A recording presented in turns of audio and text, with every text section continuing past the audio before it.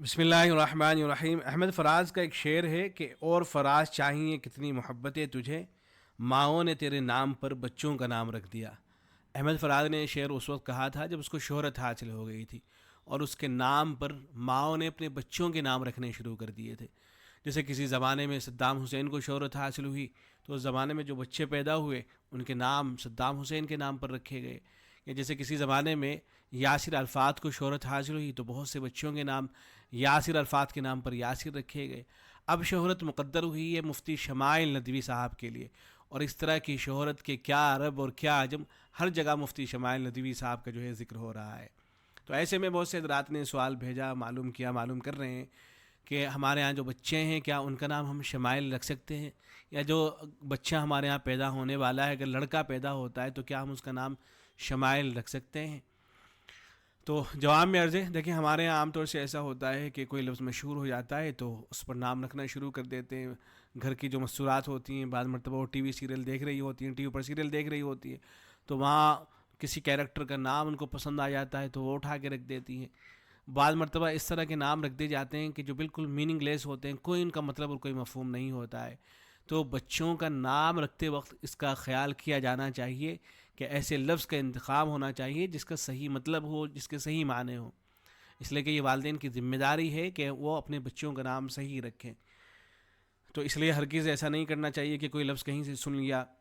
اور اس کی تحقیق نہیں کی گئی کہ اس کا مطلب صحیح بھی ہے نہیں اور پھر اٹھا کے نام رکھ دیا، تو ایسا نہیں کرنا چاہیے۔ بہرحال یہ جو لفظ شمائل ہے تو اس کا مطلب ہے، حضرت اقدس مفتی سعید احمد پالنی پوری رحمۃ اللہ علیہ نے لکھا ہے کہ شمائل شمال کی جمع ہے، جیسے خصائل خصال کی جمع ہے،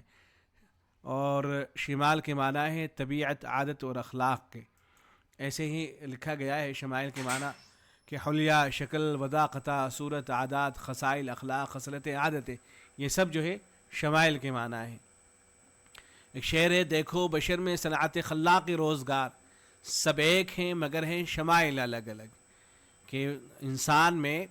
یہ اللہ تبارک و تعالی نے انسان بنائے ہیں مختلف، تو ہیں تو انسان سب کے سب، لیکن ان کے عادات و اخلاق آپ دیکھیں تو سب کے سب آپ کو جو ہے الگ ملیں گے۔ تو یہ اللہ تبارک و تعالی کی صنعت اور کاریگری ہی تو ہے۔ غالباً حضرت امام مالک رحمۃ اللہ علیہ سے کسی نے معلوم کیا تھا کہ آپ کے پاس اس بات کی دلیل کیا ہے کہ خدا ہے، تو حضرت امام مالک رحمۃ اللہ علیہ نے فرمایا تھا کہ انسانوں کو نہیں دیکھتے ہو، اللہ تبارک و تعالیٰ نے اتنے سارے انسان بنائے، سب کے چہرے مختلف ہیں، جب وہ بات کرتے ہیں سب کی آوازیں مختلف ہیں، تو چہروں کا مختلف ہونا، آوازوں کا مختلف ہونا، لہجوں کا مختلف ہونا، یہ تمام چیزیں اس بات پر دلالت کرتی ہیں کہ کوئی ہے جو ان کو بنانے والا ہے۔ ایسے ہی جو لفظ شمائل ہے یہ حدیث کی کتابوں میں بہت زیادہ استعمال ہوتا ہے۔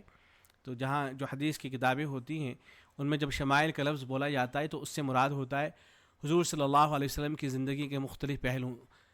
ہیں، جن میں سے ایک اہم پہلو حضور صلی اللہ علیہ وسلم کے شمائل اور خصائل کا بھی ہے۔ شمائل کا موضوع ہی ایک ایسا موضوع ہے جس میں حضور صلی اللہ علیہ وسلم کے ظاہری و باطنی سیرت و صورت، چال ڈھال، آپ کی نشست و برخاست، آپ کی حالت امن و جنگ، آپ کا سونا جاگنا، آپ کا کھانا پینا، آپ کا میل جول، تو یہ ساری کی ساری باتیں شمائل کے اندر ڈسکس ہوتی ہیں۔ تو شمائل یہ لفظ جو ہے بے شک آپ نام رکھنا چاہیں تو بے شک آپ رکھ سکتے ہیں۔ السلام علیکم ورحمۃ اللہ۔